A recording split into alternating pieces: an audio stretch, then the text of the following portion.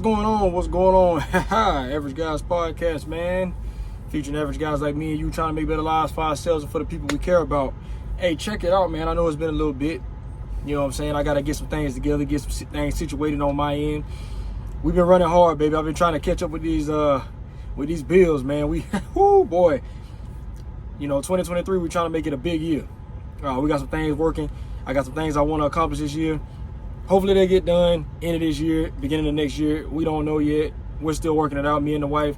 So hang in there. I got some things I want to show y'all, so just hang tight. But your boy been working hard, man. Been gone for the house for like a month and a half, man. It's my longest work tour, I guess you could call it. That I've ever done since the beginning of my career 5 years ago. So we out here, and it's probably going to extend a little longer than that. Like I said, man, we ambitious this year. I got some things I want to achieve, some things I want to accomplish. So I've been dog shit tired in the back of this damn sleeper, baby. But hey, when I get off work, I ain't got time to do a podcast, man. I pass out pretty much 7 o'clock every day. Wake up again 3, 4 in the morning. We gonna keep it pushing. Gotta make that money. But anyway, man, I wanted to make an episode real quick. I'm waiting on a shower. Finally got me a day off, man. Got me a little workout in. So I'm waiting on a shower. And I was watching Rich Cooper, you know, the Unplugged Alpha podcast, right? So I'm watching his series. And Rich was doing an episode about Valentine's Day. And so happy Valentine's Day, everybody out there, all the single ladies, all the married women. But, you know, he was mentioning that in schools, they stopped doing the Valentine's Day exchange, right? The whole, I'm going to give you a little card, maybe a little heart-shaped card like it was when I was in, I guess you could say K through 8. We used to give these Valentines. You could remain anonymous if you wanted to, or you could write your name on it, and it was a whole thing, you know what I'm saying? Every year, especially the guys. I mean, I know me personally, I was happy to get whatever I got, you know what I'm saying? Little girls send me an anonymous card, and I get, so just to put it in perspective, my class was, I don't know, there was 30 in one side and 30 on the other side roughly. So there'd be about 60 kids in the entire, let's say, grade level. So 7th grade, you have about 60, 6th grade, you have about 60, 8th grade, 60, so on and so forth, right? 60 kids total. And so I get a few cards here and there. I get between, I don't know, anywhere between like, I've had as little as 1 up to about, 6 or whatever. So, and the teachers were always sweet, man. If there was a kid, I guess, that didn't have a Valentine's, I don't recall ever having 0, so you get an anonymous one maybe or whatever. So, but the point is though, some of the boys in the class, some of the girls will get more than others. And so what Rich was mentioning was that some of the schools have gotten rid of this, and it's probably because this whole, I don't know, no child left behind policy. They don't want anyone to feel bad and all this kind of stuff. And, well, listen, I was one of those guys left behind. Let's just be real. You know what I'm saying? I talk to y'all all the time about, how my childhood was as far as being, heavily selected by the women. I was in a particular position where it wasn't the case. And I'm all right with that. You know what I'm saying? No hard feelings to anybody. And I still talk to a lot of those girls from way back when, man. Much love to all of them. But the point still is that we shouldn't do away with that sort of competition, right? This is what drives us. Personally, I can speak anecdotally and say it's what drove me to become the type of man I am today. See, I may have been left behind back then, but I'm not going to be left behind right now. You understand what I'm saying? See, a lot of that drives a man to become something that he otherwise may not have become. See what I'm saying? These guys that, well, they may not have been highly selected by the women. Well, what are they going to do? They're going to work their ass off to stand out in some other way, to where they will be more selected on down the line. And it doesn't make these men narcissistic and all this. I was watching a podcast where a girl described it as toxic when a man goes through these types of stresses and so on and so forth. And I'm just like, no. See, what that does is that breeds something different, right? That whole time a boy is being unselected by the mates, by the women, right? By his peers. That whole time that boy is crafting a better man. Right? So these guys, what they'll do is me in particular, and other guys I know that are just like me, will sit there and we watch things like that again, and we talk about this in other episodes, things that don't currently fit the narrative that is wanting to be pushed out about what a man is. We would watch those shows when we were kids, right? Ninja Turtles, right? A lot of violence. Leonardo had 2 swords. He never stabbed anyone with them. It's a show about chivalry, honor, courage, bravery in the face of a foe that may be physically superior to you. Dragon Ball Z, that's my all-time favorite. Rod the Legendary, you know what I'm saying? That comes from that series, the Legendary Super Saiyan, right? These are guys that grew, trained, leveled up, and became something different. To become a Super Saiyan is not an easy feat. Ask Vegeta, one of the main characters in that series, right? Second only to Goku, right? But it's not an easy thing to accomplish, to become that next level of man, to ascend past just a regular guy. And we need that motivation. See, we need that motivation. I don't regret my childhood. I don't regret anything about it, because it created the man I am today. So don't take that away from these boys, right? I see in the feminist circle, women want everyone to be equal, have equal treatment, pretty much egalitarianism. Everyone's the same, this, that, and the third. No, men are crafted. Men are molded. I can't remember what podcast I was watching, but if I have the clip still, I'll put it up. If I don't, sorry. But it was a podcast where the guy was trying to describe what happens to a human being as they go through trauma in their life, right? He says when women go through trauma, it makes them more masculine. And it does. You start to do things like be more assertive so you don't get mistreated in a similar situation on down the line. You become more aware of your surroundings, right? You become more apt to go out and work hard and try to achieve some type of success, some type of status, right? You become less agreeable, right? These are all masculine traits. And it happens to us as well. But it was funny because how he put it, and I loved how he put it. He said it happens to men as well. And one of the girls goes, "Oh, it's toxic." He goes, No. She goes, "Oh, it's no. He says, it suits us well. And I love how he put that. It suits us well. It makes for a stronger man. It makes for a more masculine man. It's not toxic.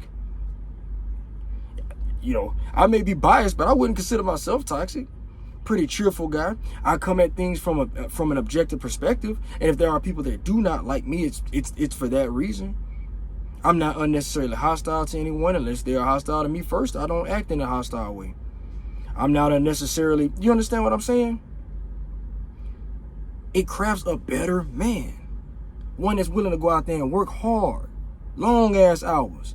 I hear young guys right now will sit there and argue and complain about the very fact that they have to work. Sick and twisted that I have to work just to survive, just to live my life for basic ass necessities. Like, I don't want to work until the day I die just to eat and sleep. This Gen Z, this new wave guys that listen to these mothers. I don't want to say single mothers. I don't know who, you know what I'm saying, but all the data suggests that. But the point is, this new wave feminism is crafting men to be soft. And those same women complain that there ain't no good men in the market. That's the irony of the whole situation. And so what we have to do is we have to continue with these stimuli that create competition in the United States, period. I'd say in the sexual marketplace, but we need this all day long. Ladies, what you look like matters. I'm sorry, your age matters. And so does how many children you have by someone else. That all matters. And what we need to do is continue to drive competition, because competition creates a better product. Why do y'all think Facebook's allowed to just edit and censor as they please? YouTube, same thing. These companies have began to monopolize our language. See what I'm saying? And so because there's no competition, the product is inferior. Half of us are complaining about it. Some of y'all are fine with it, but the other half of us complaining about it. We want to be able to say what we want to be able to say, but we can't do that because there's no competition. Competition breeds greatness. And that's what we're trying to craft out of our society. But you cannot do that. Again, I promise to y'all, if y'all give everybody an equal amount of money, I'm still going to find a way to try to beat that other guy. I'm still going to find a way to try to overcome and beat that guy. And if we all have equal resources, it goes right back to this. It goes right back to who can beat. I'm just saying, Physical aggression is part of the human condition. Everything's equal. Well, we're gonna find a way to rank each other. That's what men do. We rank one another. We rank one another, and then the women select from the ranking order, from the pecking order that has been selected by the men. That's just how it is. Why else do you think? What do women go for? Primarily, most women, and the better looking the woman, if you haven't noticed, the more this applies. I want provision. That's what women go for. Your looks and height and all that other stuff is secondary. Provision. Provision will get the shortest guy married. Provision will get the biggest, fattest married. Selected. Provision. Dollars. And who, ladies, who runs this, what y'all call tyrannical patriarchy? We do. We select which men rise to the top.